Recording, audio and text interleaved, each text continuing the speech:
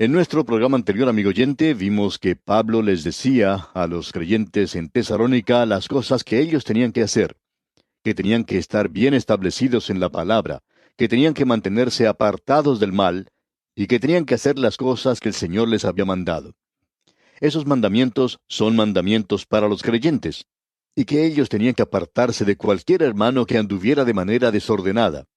Vimos que ellos debían comportarse de tal manera que trajera crédito y gloria al nombre del Señor Jesucristo y que hiciera que la gente acudiera a la palabra de Dios. Creemos que eso es algo muy práctico y muy real, como podemos ver por las cartas que recibimos cada día. Ahora Pablo les pide también que oren por él, porque el apóstol Pablo estaba siendo perseguido y estaba teniendo sus dificultades y problemas. Amigo oyente, los creyentes en Tesalónica también estaban siendo perseguidos. Ellos estaban teniendo problemas y dificultades también.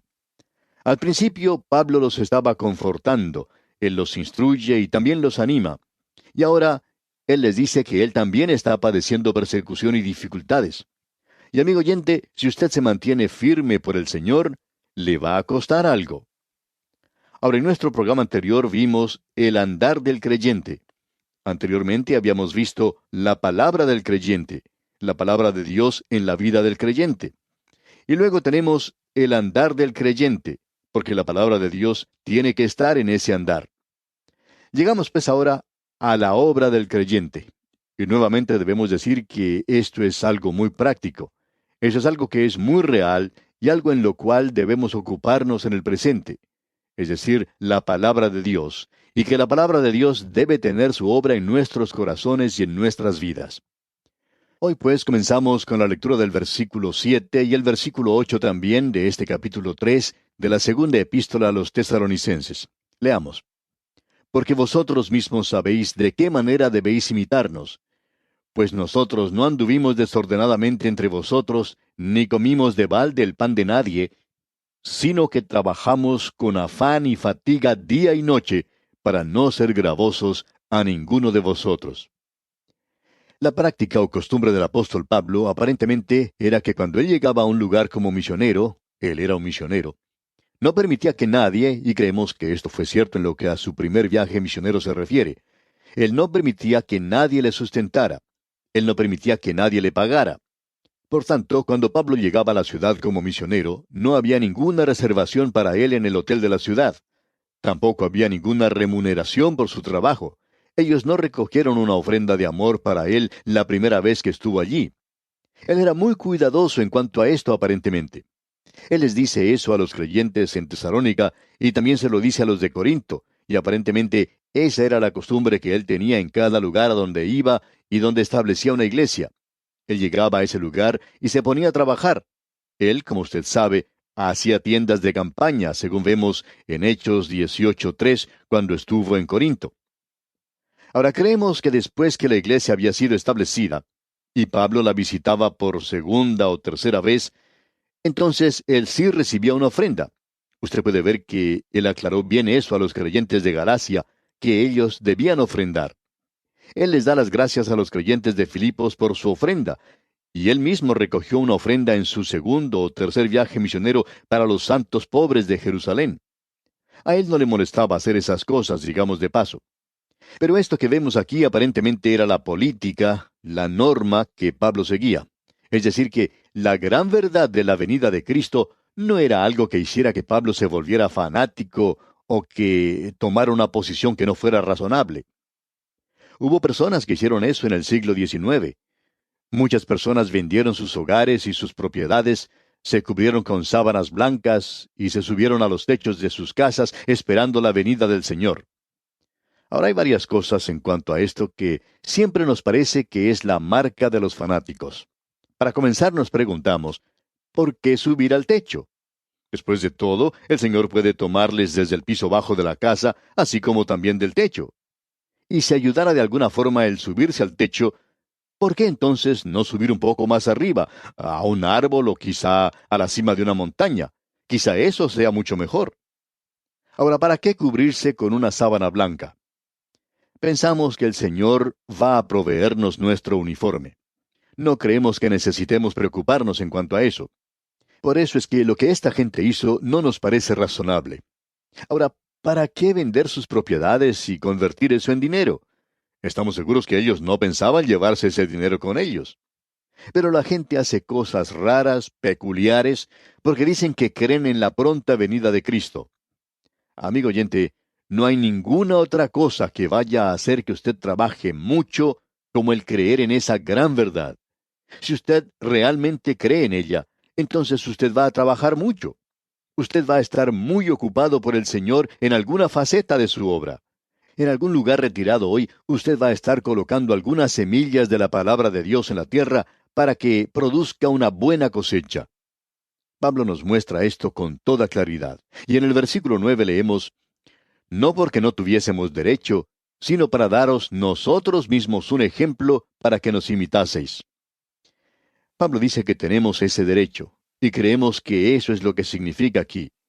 Él dijo que como apóstol que había llegado a ese lugar y que les había llevado al Señor, había fundado la iglesia, tenía el derecho, tenía la autoridad para pedir una ofrenda. Pero queríamos darles un ejemplo, dice él.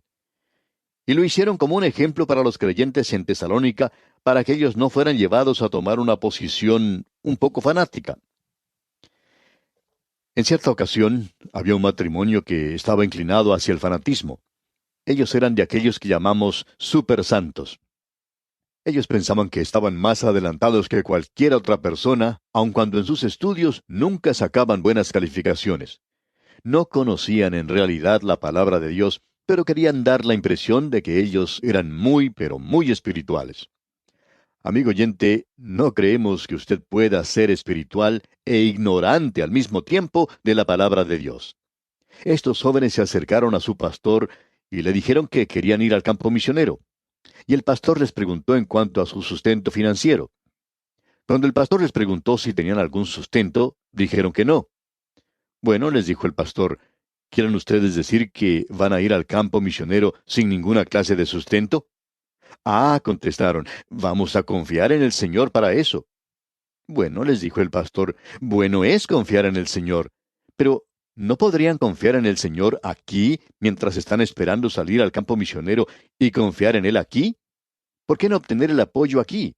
¿Por qué no trabajar con un grupo misionero y hacerlo de esa manera? ¿No sería eso confiar en el Señor?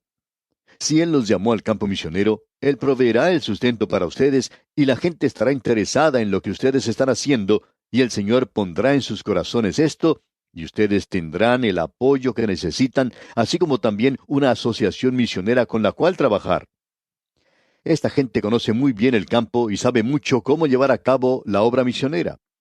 Pero no, ellos no iban a hacer las cosas de esa manera. Decían que confiaban en el Señor nada más y que iban a ir al campo misionero. Bueno, consiguieron llegar al campo misionero, pero no pudieron hacer ninguna tarea y punto. Hubo necesidad de hacerlos regresar a su casa. Algunos amigos consiguieron dinero para que ellos pudieran regresar del campo misionero a su casa. Y creemos que no es necesario decir que ellos se separaron, se divorciaron, y parece que ella se casó otra vez. Según nos hemos enterado, él ha perdido su fe completamente, si es que la tuvo alguna vez. Dudamos que haya sido así. Pero es una insensatez, amigo oyente, el decir cosas así ligeramente. Ah, yo confío en el Señor. Pablo está diciendo, nosotros vamos a trabajar y lo vamos a hacer para mostrarles un ejemplo a ustedes. Vamos a ganarnos la vida como corresponde para que ustedes puedan comprender. Porque él tenía interés en enseñarles algo específicamente, y nos dice aquí en el versículo 10, porque también cuando estábamos con vosotros os ordenábamos esto, si alguno no quiere trabajar, tampoco coma. Y eso me gusta mucho, amigo oyente.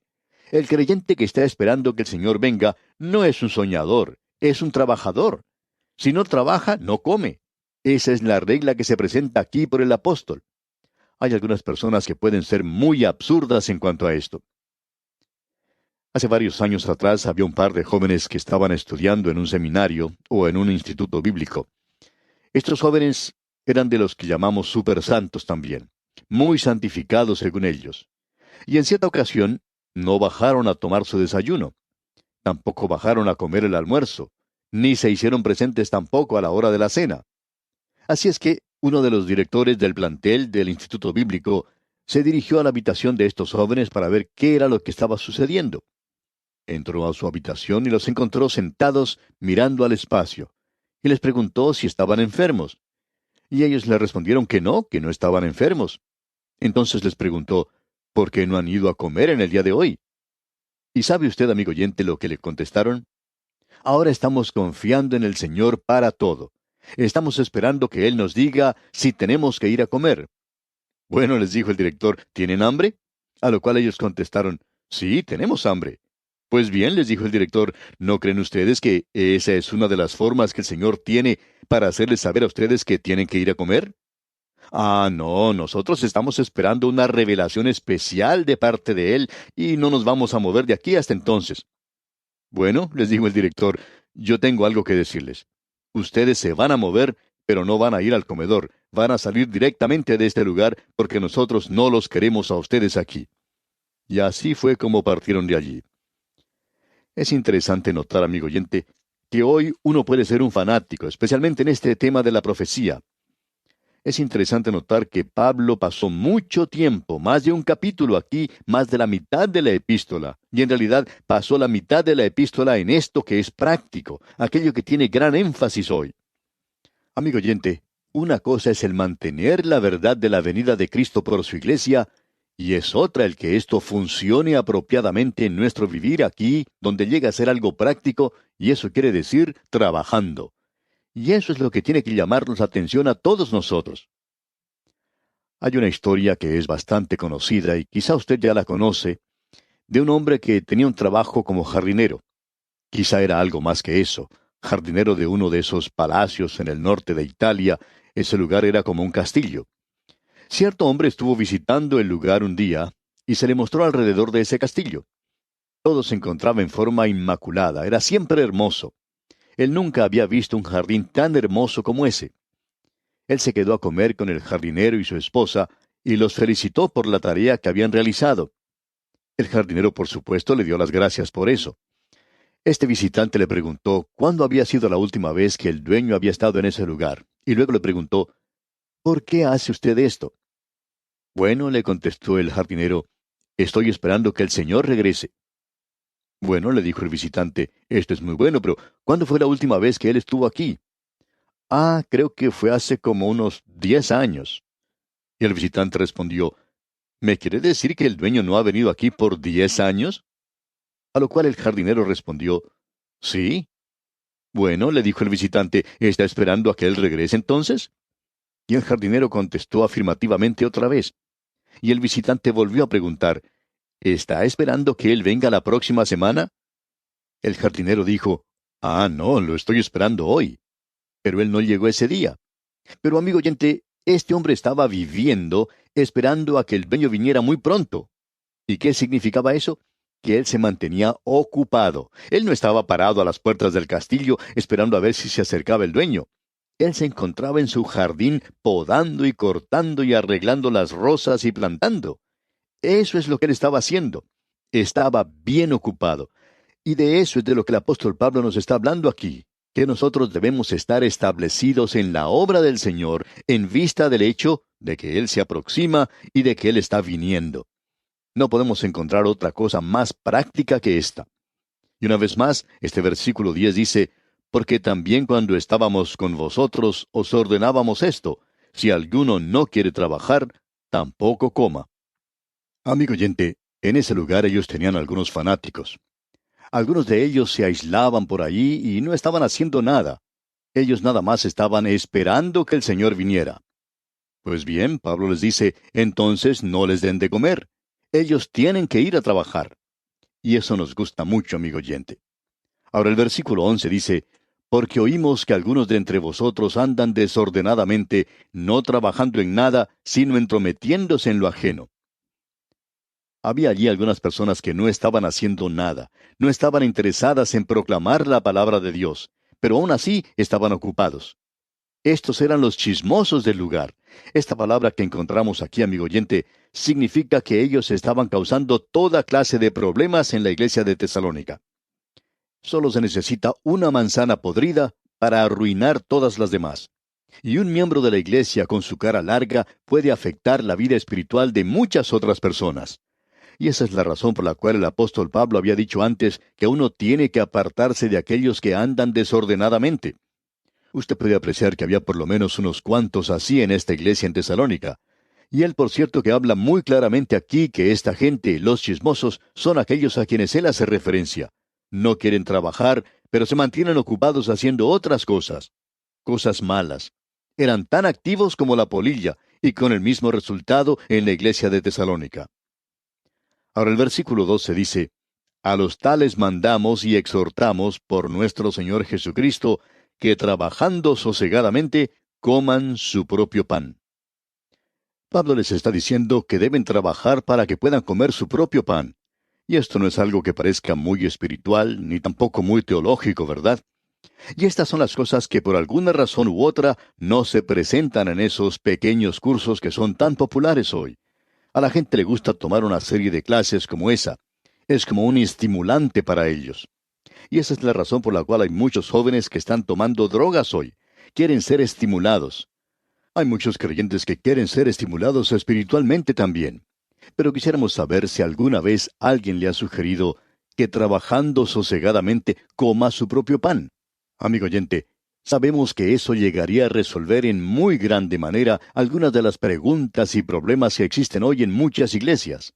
Si aquellos que están ocupados en cosas sin importancia, en bagatelas, aquellos que siempre están creando problemas, si éstos callada y sosegadamente se dedicaran a trabajar, a hacer algo constructivo. Uno se pregunta qué es lo que hace esta gente para esparcir la palabra de Dios. Estos no son de los que dan generosamente en las ofrendas en la iglesia, sino que dan poco y se quejan mucho, y se dedican a crear toda clase de inconvenientes para la marcha de la iglesia. Estamos seguros que uno no escucha mucho de eso hoy, y nosotros lo estamos diciendo porque Pablo ya lo ha dicho anteriormente. Ahora en el versículo 13 dice, y vosotros, hermanos, no os canséis de hacer bien. Esto realmente es maravilloso. Un creyente que mantiene esa bendita esperanza no se debe cansar de la obra del Señor. O podríamos decirlo como lo dijo Moody, yo me canso en el trabajo, pero no me canso del trabajo.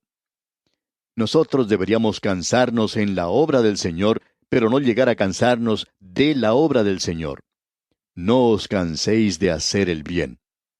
Y en el versículo 14 leemos, si alguno no obedece a lo que decimos por medio de esta carta, a ese señaladlo, y no os juntéis con él, para que se avergüence. La gente debería separarse de aquellos que crean problemas en las iglesias. La mayoría de la gente siempre está tratando de ganar su favor porque no quieren que los que hacen problemas vayan a hablar de ellos, porque saben que tienen una lengua muy ambiciosa y muy dañina. Y si los santos de esa iglesia se mantuvieran aparte de esa gente, sería una de las mejores cosas que pueda suceder en esa iglesia. Ahora en el versículo 15 dice, mas no lo tengáis por enemigo, sino amonestadle como hermano. Hable con él, amigo oyente, como hermano.